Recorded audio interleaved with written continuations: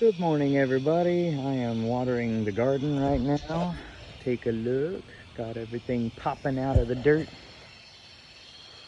And we gotta feed it. Today, I am talking about tribalism, because I am a Germanic pagan tribalist, and I think it's a topic worth talking about. No specific thing, just kind of rambling as always. This is Clay's Rambling. So I am not a globalist in kind of anything unless I believe in like global preservation of diversity and willing separation for preservation of unique cultures and ways and beliefs.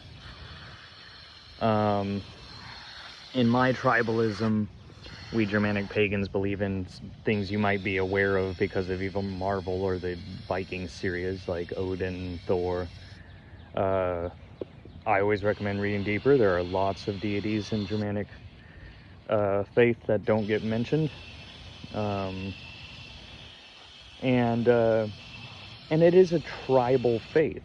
And I think that's why tribe is very important to mention.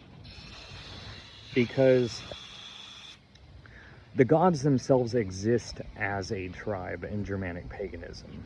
And, you know, there's a lot of philosophies talking about how emulation is the highest form of veneration, or impersonation is the highest form of compliment.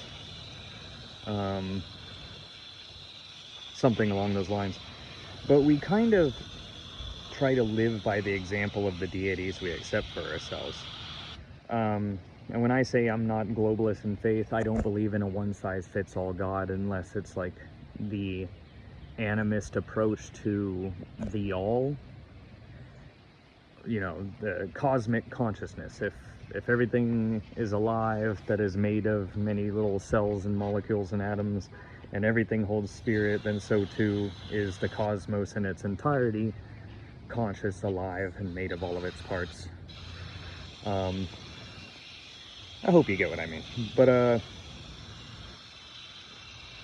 Odin is the chieftain of a tribe of deities called the Asir, or the Asa gods. And a lot of Germanic faith believes they are the sons and daughters of these great deified heroes, these great deified spirits of the world around us. The Vanir and Aesir alliance, after a great war between the two tribes, forged a pantheon we all know and love. And this is representative and very close to home for mankind because we've done all that. We've literally lived through such things, and we all have our great heroes and protectors, our Thors and such. I mean, less so now that everything is federal militarized soldiering with no vigilante heroes of any sort going out on their own accord to do what they feel is right for their people is frowned upon now. But as a faith, we emulate through showing honor. How do you show honor as someone traversing the world alone in the Utgards, without an Innengard, a circle of proving and a circle of accountability that we call tribe? How does one prove honor on their own? I know a lot of people have different definitions of honor. I personally do not believe that honor is possessed by a single individual. On the road, they may act honorably with strangers. On the road, they may still follow a personal ethos and a code, and that is still to an extent, honorable. But I don't think it impresses the gods as much as a whole community of people who hold to their oaths and prove honor. I think one is nice. Like, like putting themselves in shoes. I know we can't think of from the scope of those gods who have ascended to where they are, but just imagine for a moment that, okay, one guy's walking around doing great things. That's cool, and I like to see it. It's very cool. I'm not undermining it at all. But a group of people, many souls, many hands, many hearts, committed to being good people in a circle of proving, showing they can keep their words to one another, keep their oaths, showing they can help each other prosper, showing their worth daily in a tribe, just by being a tribe, a functional one. I feel like this not only emulates the gods, but is representative. Like, the gods show you what being a good... Snorri Sturluson in the Elder Edda has examples through the gods of a good tribesman and a bad tribesman. Different archetypes of people within a tribe. Our deities live in a tribe. We live religiously as tribalists. I would say, like, some people live a lifestyle, they say, walks with their god, or their prophet, or whatever they say. Is to truly walk with the gods, having tribe is that emulation that I think exemplifies living as an Asa true or Aesir faithful. Not to say people can't practice on their own. Again, I still think individuals can impress them with their individual honor. I just believe in amplification.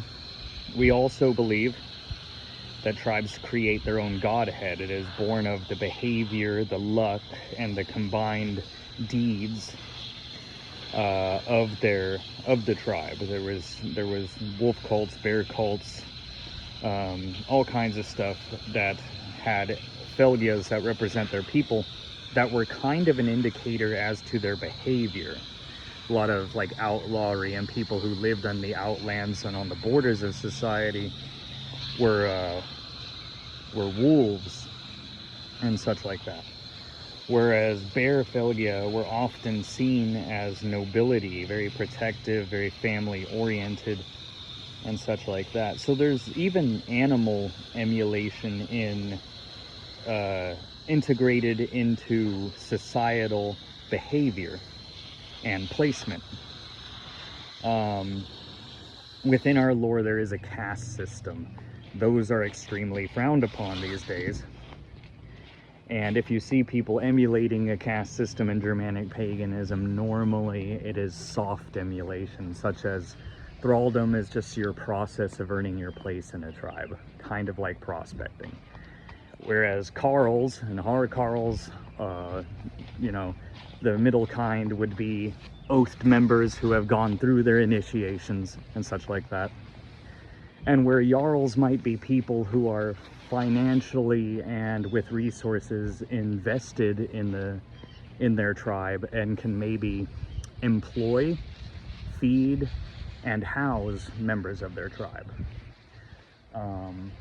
So there is, without naming them, still kind of active caste system, because in a group, in a commune, people fulfill those roles anyway. Somebody's providing the housing, somebody's making all the food, somebody's doing all the stuff, and we just, you know, call it all trades. No one really tries to consider what position that might be, and I don't think you have to, but I do think we naturally fulfill that spiritual caste from the lore anyway as humans. I think we do it whether we focus on it or not.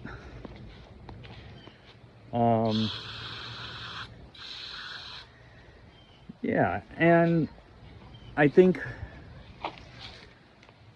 it's just it's a tribal faith. I think I would love to see more Germanic pagans either seek out tribes or create tribes. And I have seen a lot. I've seen some able to do it, not able to do it. I've seen some leave paganism because they met a group that rubbed them the wrong way.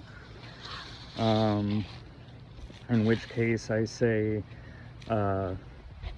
don't let bad people chase you away from a good thing if they didn't fulfill your hopes and desires for your personal religion, which is an individual journey for everybody.